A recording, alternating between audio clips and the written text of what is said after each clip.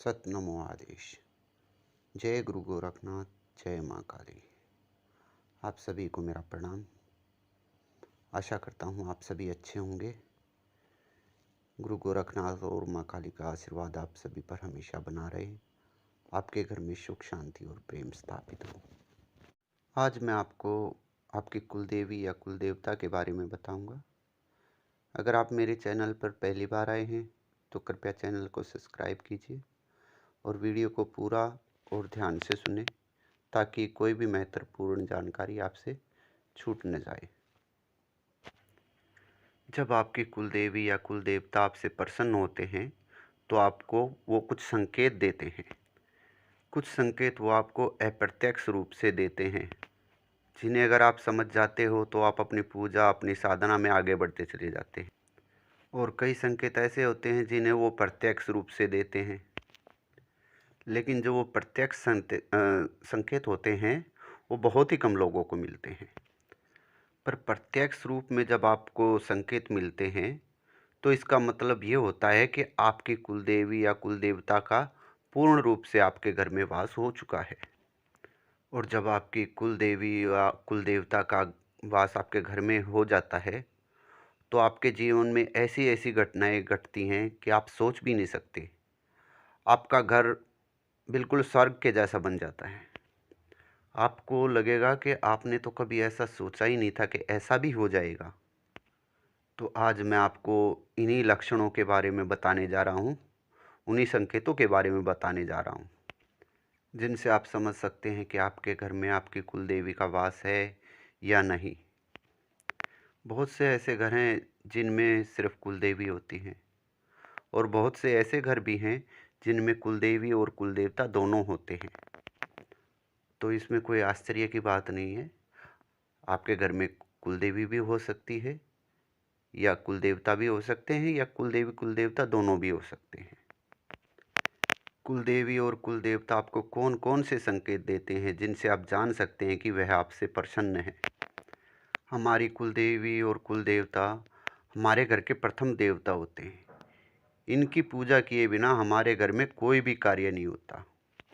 जब आप इनको मनाना शुरू कर देते हैं तो आपके घर में जो रुके हुए काम हैं वह स्वयं ही बनने शुरू हो जाते हैं।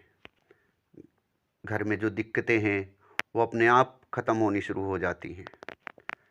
आप किसी भी बड़े से बड़े भगत के पास चले जाइए, अगर कोई अच्छा भगत होगा तो वो शुरुआत में ही आपको आपके कुलदेवी देवता के बारे में बता देगा और उनको साथ में ही लेकर चलेगा, कुलदेवी देवता को और पितरों को। इनको साथ लिए बगैर वो आपके घर का कोई भी इलाज नहीं करेगा और अगर करना भी चाहेगा तो भी नहीं कर पाएगा। जब आपकी कुलदेवी और कुलदेवता आपके घर में प्रवेश कर जाते हैं तो कुछ ऐसे संकेत देखने को मिलते हैं, जैसे घर में इतनी एकता का माहौल बन जाता है कि आप पहचान ही नहीं पाते हैं कि घर में कौन सास है कौन बहू है। सास बहू में इतनी बनने लग जाती हैं कि जैसे माँ बेटी की तरह ऐसे रहने लग जाते हों। जब आपके घर में कुलदेवी कुलदेवता प्रवेश करते हैं तो आपके घर में बरकत होनी शुरू हो जाती है। आप समझ ही नहीं पाते हो कि पैसा तो आप पहले भी कमा रहे थे, लेकिन अब पैसा जुड़ भी रहा है और बच भी रहा है। ऐसा कैसे हो रहा है? और घर में कोई हारी बीमारी भी नहीं है किसी को, सब स्वस्थ हैं। आपका जो मन है वो भी प्रसन्न रहना शुरू हो जाता है। आपके घर में अन्य लोगों का भी चित्त प्रसन्न रहना शुरू हो जाता है। तो ये प्रत्यक्ष रूप से आपको कुछ दिखाई देते हुए लक्षण हैं जिनसे आपको पता चल जाता है कि आपके घर में आपकी कुलदेवी और कुलदेवता का वास हो चुका है। कुलदेवी कुलदेवता का वास कब नहीं होता आपके घर में? जब आप उनकी पूजा नहीं करते, उनको कोई भोग प्रसाद अर्पण नहीं करते। जैसे होली दिवाली त्यौहार आते हैं और अन्य जो बड़े त्यौहार होते हैं, इन पे अपने घर के पितरों के कपड़े और अपने कुलदेवी कुलदेवता के जो स्थान हैं उन पे जाना, उनको भोग प्रसाद दे के आना, ये सब करना बहुत अनिवार्य होता है। और त्योहारों पे तो आप 1% फिर भी छोड़ सकते हैं, लेकिन होली और दिवाली तो हमारे ऐसे त्योहार हैं जिन पे हम अपने पितरों को और अपनी कुलदेवी कुलदेवता को ज़रूर उनके स्थान पे जाना चाहिए, और जो उनका भोग प्रसाद है वो उन्हें ज़रूर देना चाहिए। और जब आप इनका मान सम्मान नहीं करते तो भी ये आपसे नाराज़ हो जाते हैं और आपका घर छोड़कर वापस चले जाते हैं। कई बार क्या होता है, जैसे हमारे घर में कोई बच्चा पैदा होता है, तो उसके बाद हमें अपने कुलदेवी कुलदेवता के स्थान पर ज़रूर जाना चाहिए। अगर हम वहाँ नहीं जाते हैं तो भी हमारे कुलदेवी कुलदेवता हमारे घर से पलायन कर जाते हैं। और जैसे शादी होती है तो शादी के बाद भी गठजोड़े की धोख लगती है, वो भी हमारी कुलदेवी पे लगती है। बच्चे के जब बाल उतारे जाते हैं पहली बार, वो भी हमारी कुलदेवी कुलदेवता पे उतारे जाते हैं। तो ये जो हमारी परंपराएं होती हैं, इन्हें हमें बिल्कुल भी नहीं छोड़ना चाहिए। अगर हम इन्हें छोड़ते हैं तो फिर हमारे कुलदेवी कुलदेवता हमारे घर से पलायन कर जाते हैं।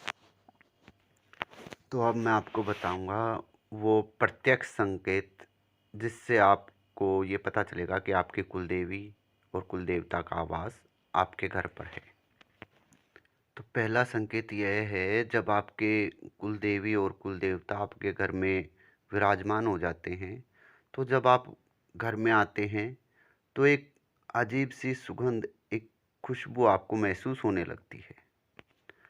वो बहुत ही मनमोहक खुशबू होती है।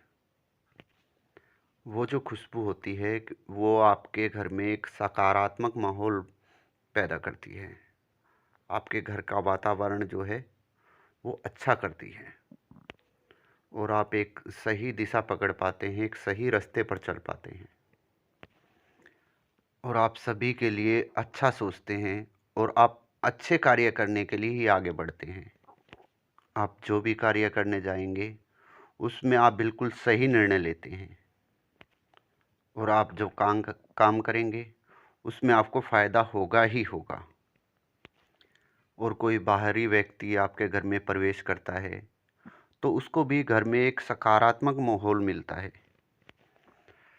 चाहे वो व्यक्ति बाहर से कितना ही गुस्से में क्यों ना आया हुआ हो, लेकिन जैसे ही घर के अंदर कदम रखेगा उसके विचार बदल जाएंगे, उसका मन खुद ब खुद शांत हो जाएगा। वो आपको कोई भी नुकसान नहीं पहुंचाएगा, और वो आपकी तरफ ही हो जाएगा। और जो दूसरा संकेत होता है वो होता है, जो घर का मेन मुखिया होता है उसको सपन के माध्यम से सफ़ेद हाथी, सफ़ेद घोड़े या सफ़ेद सांप दिखाई देने शुरू हो जाते हैं, जो ये बताते हैं कि आपके कुलदेवी कुलदेवता का वास आपके घर में हो चुका है। और जब आपके कुलदेवी कुलदेवता घर में प्रवेश करते हैं तो उनके साथ ही आपके पितर भी प्रवेश करते हैं, और उनके भी दर्शन आपको होते हैं स्वपन के माध्यम से। और तीसरा जो लक्षण होता है वो आपके घर पे पक्षियों का आना जाना शुरू हो जाता है।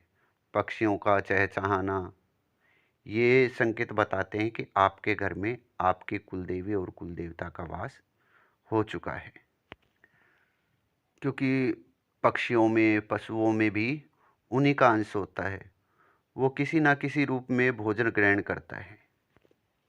तो इस तरह के जो भी लक्षण आपको दिखाई दें तो आप समझ लेना कि आपकी कुलदेवी और कुलदेवता का वास आपके घर पर हो चुका है। आशा करता हूँ मेरी बताई हुई जानकारी से आप संतुष्ट होंगे। अब मुझे आज्ञा दीजिए। जय गुरु गोरखनाथ, जय माँ काली। आदेश, आदेश, आदेश।